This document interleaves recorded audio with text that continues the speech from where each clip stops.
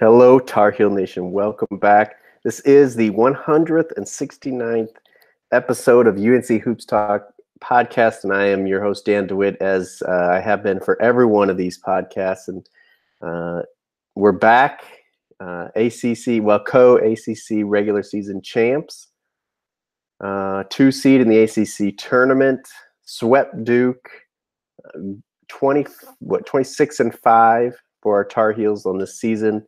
What a great season it's been, even though it has been a little up and down. We didn't know how things were going to turn out in late December, early January. But here we are again. Roy Williams has done it. Should be our ACC Coach of the Year, but who knows with those things. And we're going to dive into, of course, the Duke win, the second Duke win this season. We're going to look ahead to the ACC tournament and take a look at maybe possibilities or what it'll take for us to get a 1 seed in the tournament. So, I just want to thank you guys for watching, listening, however you're taking in the podcast, for supporting the podcast. You guys are awesome. And I mean, we talk about it all season. When season starts, we're excited because it's going, and we get into ACC play, and now we are into March Madness, the greatest time of the year, especially if you love college basketball. And the Tar Heels are playing as well as they could be. As well as they have been. So awesome time to be, a great day to be a Tar Heel as always. And like I said, thanks for joining in. Hope you help me to unite Tar Heel Nation, get other people listening and talking Tar Heel basketball, and connect with me to make sure we do that as often as we can. So without further ado, we're going to jump into this Duke game, the 79-70 win on senior night for Luke, Kenny, and Cam. And before we even get to the game, I mean, if you haven't seen their speeches or listened to their speeches, they're on YouTube. I don't know if the Carolina Insider podcast will send out those. They had talked about that. So make sure you listen to those if they haven't. Probably shed a tear or so as you do that. But just a great, fun atmosphere. The Dean Smith Center was rocking. You could tell it even from watching it on TV. We get that win.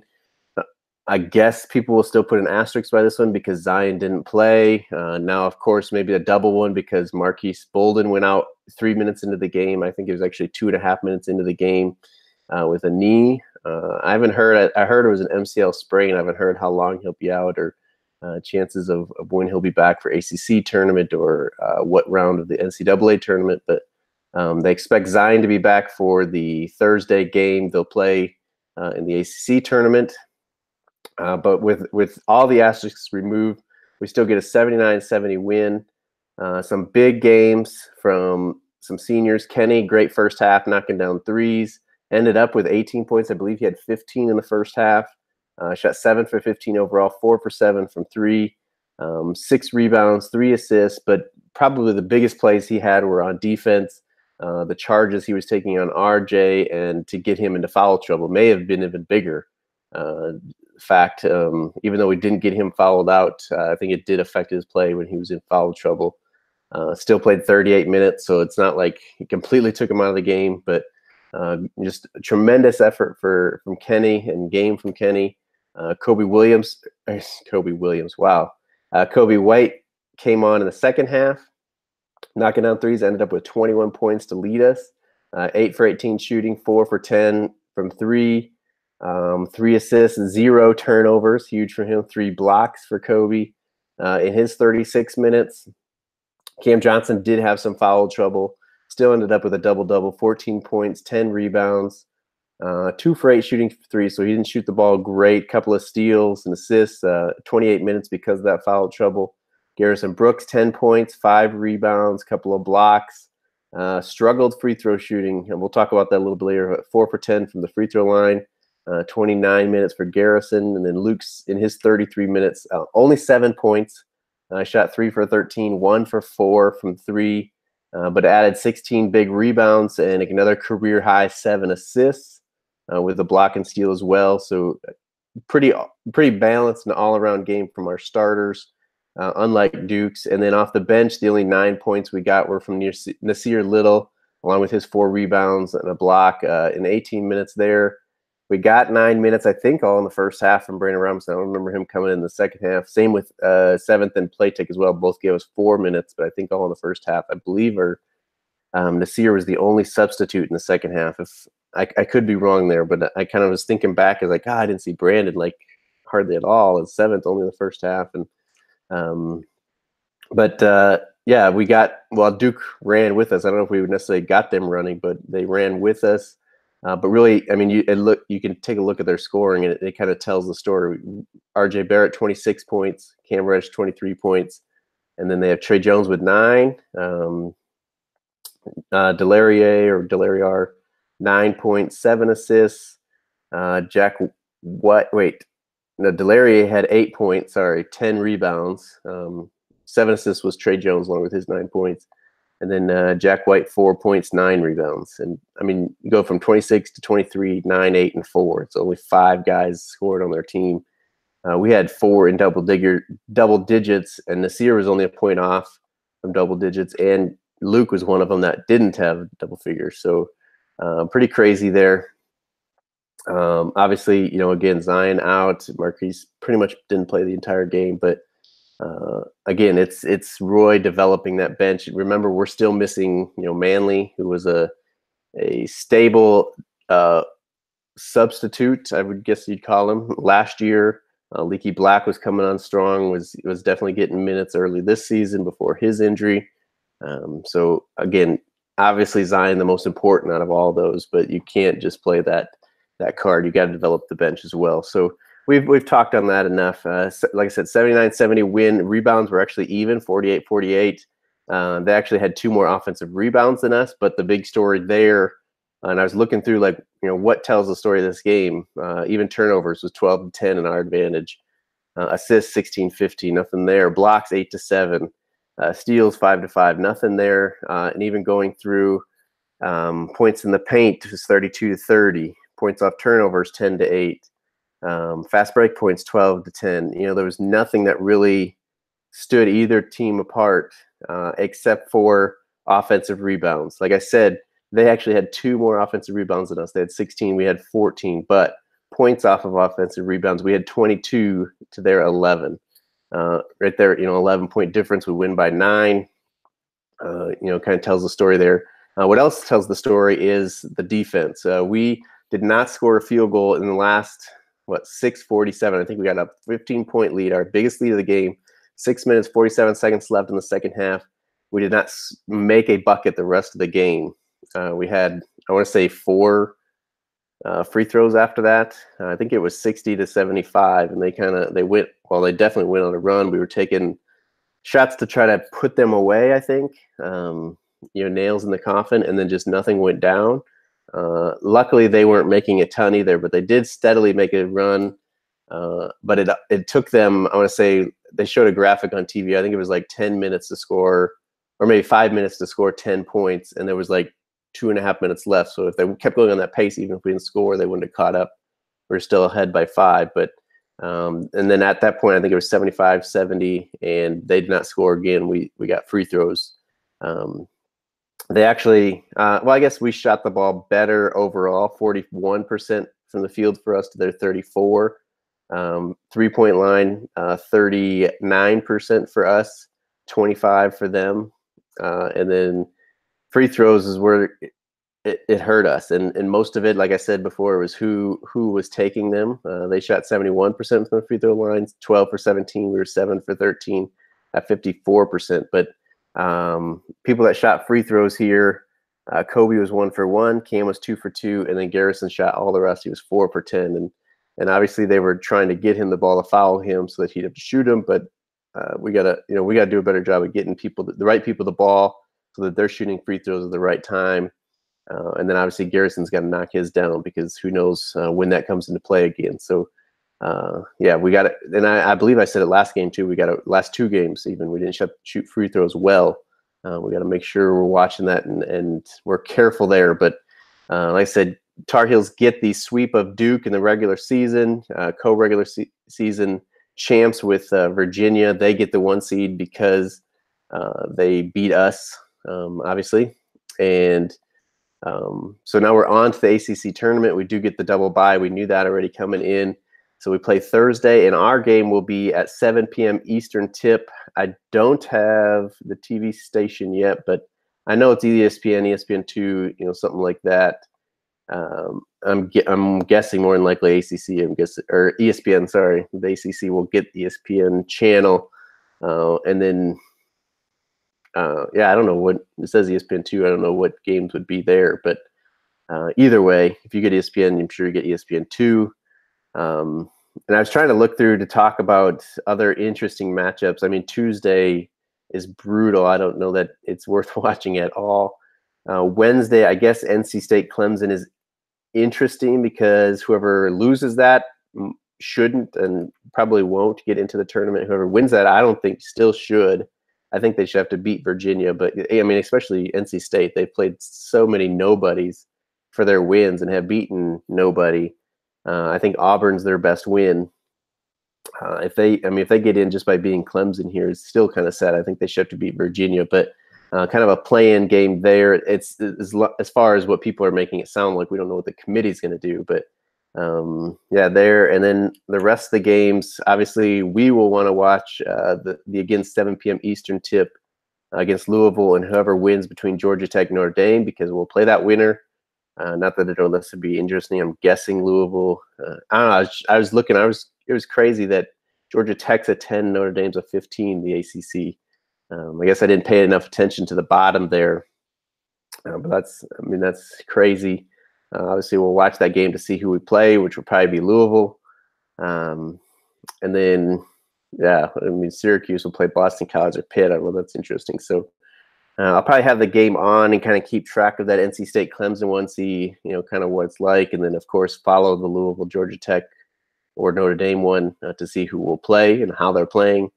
But that's Wednesday there, and then Thursday Virginia should easily beat NC State or Clemson, whoever beats there. I think Florida State Virginia Tech should be an interesting. That's the 4-5 matchup there. That'll be 2:30 Eastern tip on Thursday. I think Virginia Tech beat them fairly easily last matchup. It was towards the end of the season, but obviously Florida State, maybe I'm wrong, because Florida State still got the 4 seed. And it's always interesting, too, because the one team has played a game, or they warmed up enough, the other team had too much rest, or is the rest of the team, obviously the highest seed? Do they have the advantage? So I think that one will be interesting. Then, of course, we play at 7 Eastern against more than likely Louisville, and then of course we'll want to watch the Duke, Syracuse. I'm projecting as seeds hold here. Of course, we don't know what upsets will be, but Duke, Syracuse, can Syracuse beat them again? How does Zion look coming back to the first game?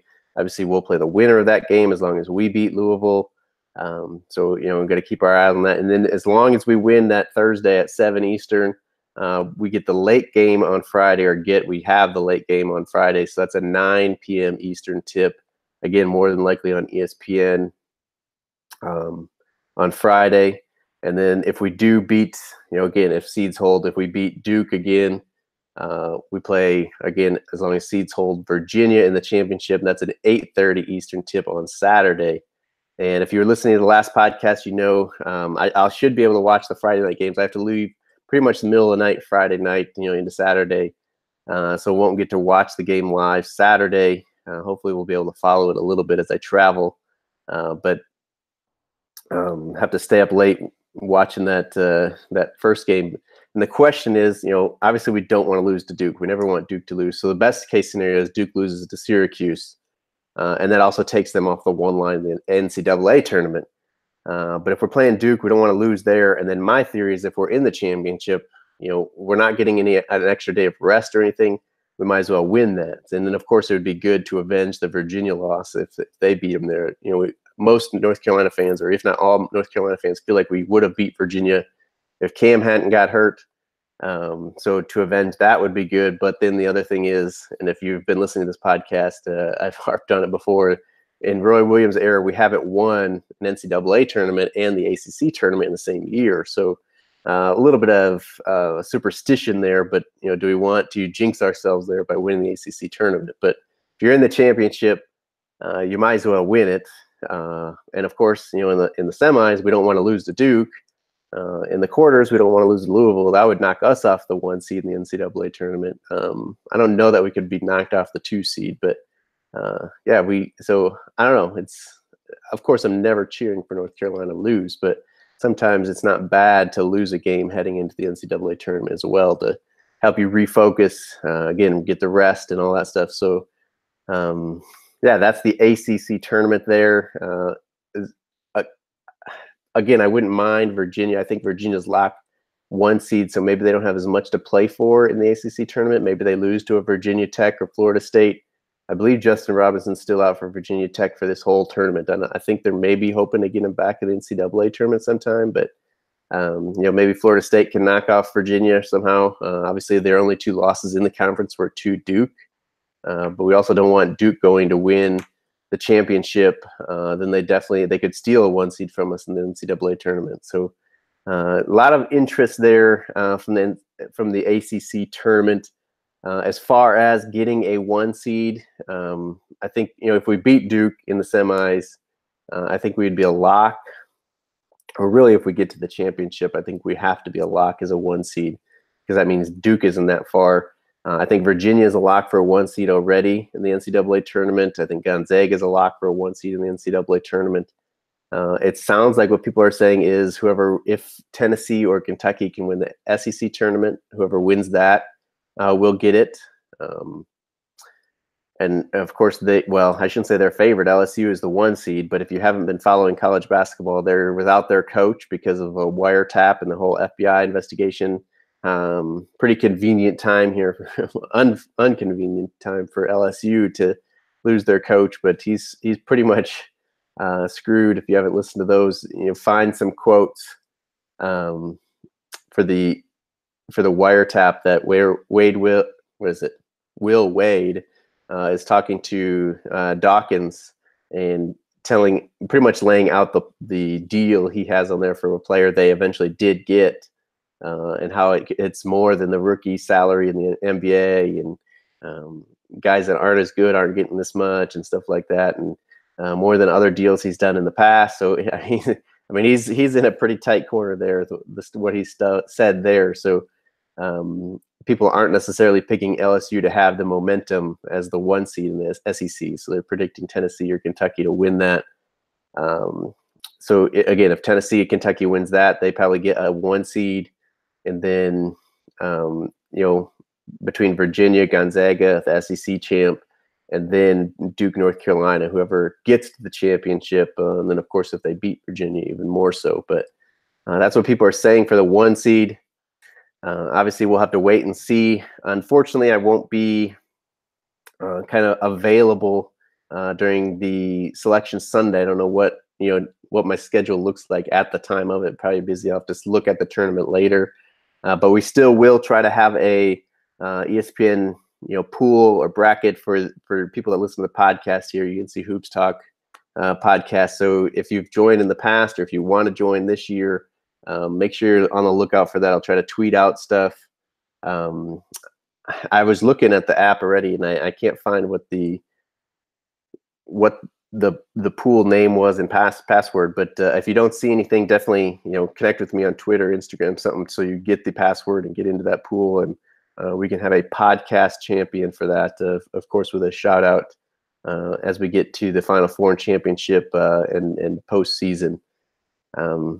But I don't know. That's pretty much what I got. Again, remember, no podcast next week. I will pick my bracket. You'll be able to see it online if you're in our pool and stuff. But I won't have a podcast laying out interesting games or upsets that I have picked beforehand. I can look back as I get back next weekend at the first 2 rounds of the games. And let's pray that North Carolina plays Friday, Sunday, because I should be able to catch the Sunday game as I get back, Saturday night, early Sunday morning. So we need to play Friday, Sunday so that I can watch the Sunday game. Otherwise, I'm going to miss the first 2 games of the tournament for the Tar Heels. So, that's about all I got. No podcast next week. If you are willing to help me out, I think the biggest help that I'll need will be getting people to join. And if people have trouble, getting them the password and stuff to join the podcast bracket challenge, And then starting with the championship game, I'm not sure about.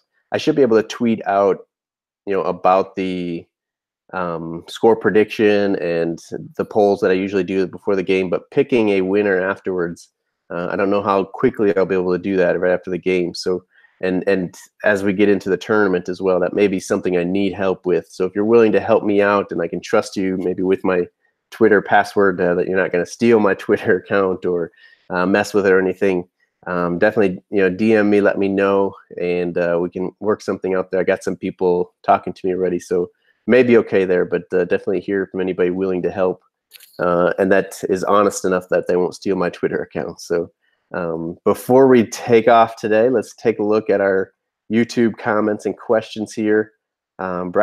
Bryson Webster commented something, but to me, Bryson just looks like a square, so I'm not sure what you put there, maybe some kind of emoji or something.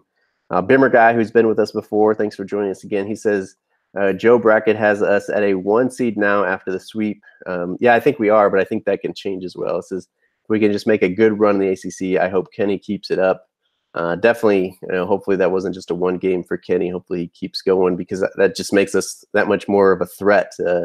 One more guy that can go off for 15 to 20 points, and outside threat that people have to keep honest, opens up the inside, all kinds of stuff. But yeah, I don't know, to me, I think if we even play Duke really hard in the semis, and maybe Kentucky or Tennessee don't win the SEC, or Michigan State doesn't win the Big Ten, I think we could get 3 ACC teams as 1 seeds. I don't think that's out of the realm of possibility. I just don't think it's necessarily as likely. Bryson Webster says, "Oh yeah, perfect game for Kenny to heat up and hopefully carry the momentum into the tournament." Definitely. And Quasimodo here says, "Is it possible to have 3 ACC tournaments to get a 1 seed?" I think it is. I just don't think it's likely. A lot of stuff would have to go our way. I think Michigan State would have to not win the Big Ten championship or tournament. And then Tennessee and Kentucky would both have to be upset in the SEC tournament. And I don't know if LSU went on to win it, if they could bump them. So we may need all top 3 seeds in the SEC to lose early, or not win the championship.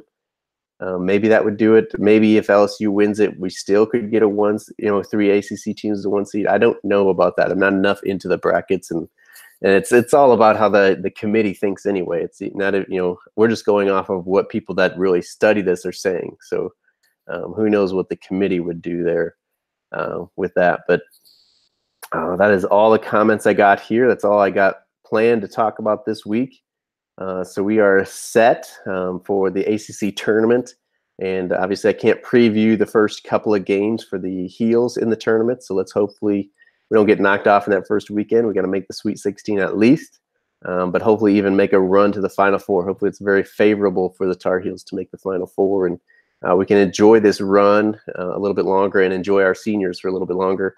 And not only our seniors, but Nasir and Kobe, because man, the way they've been playing and the way they look and the potential they have in athleticism, we know that chances of them coming back probably aren't too good. So let's enjoy what we got. Let's not think about that yet. Let's keep rolling and uniting Tar Heel Nation. Again, I want to thank you guys for joining me. And I guess I can't say next week, but next time in a couple weeks here, I will see you guys again. And until then, go Heels.